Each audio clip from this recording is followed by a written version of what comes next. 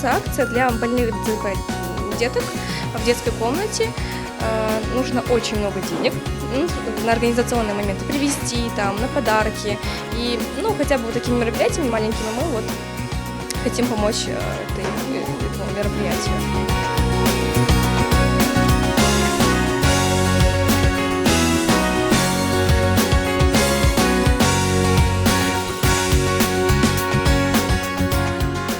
Благотворительность плюс интерес пообщаться с людьми, это не может не привлекать к себе. Сегодня мы решили посвятить это время нашим милым детям. Они нуждаются в нашей помощи. Я считаю, что это правильный шаг сюда прийти. И надеюсь, все, что мы непосильным трудом своим сегодня соберем, принесет им пользу.